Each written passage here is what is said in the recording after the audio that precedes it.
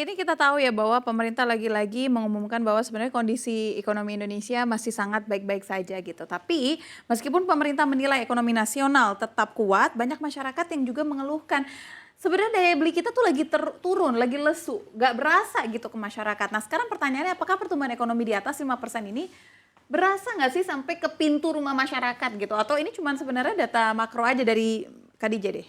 Oke, kalau kita lihat sebetulnya balik ke belakang lagi ya, kita memang tumbuh 5% dan terakhir, di kuartal 2 itu 5,12%.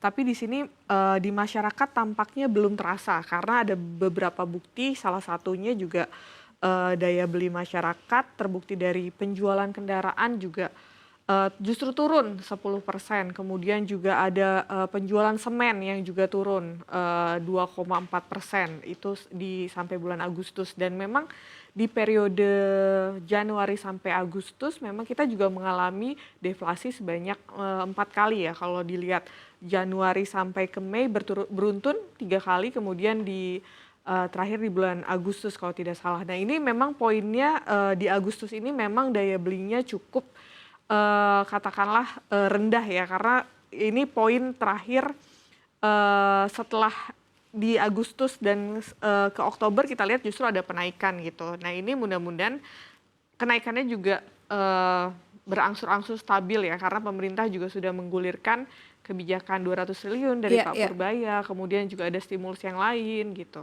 Berarti memang nggak bisa langsung tercermin di kuartal 3 Betul, kemarin ataupun iya, mungkin dalam waktu dekat kuartal 4 tuh belum tentu iya, bisa tercermin langsung ya. Tapi betul. sebenarnya indikatornya apa sih yang dipakai oleh pemerintah untuk menggambarkan kondisi real masyarakat? Karena dibilang katanya rumah tangga itu sebenarnya masih jaya gitu, masih Mmm, baik-baik aja. Tapi kita tahu inflasi pangan, inflasi barang pokok gitu kan.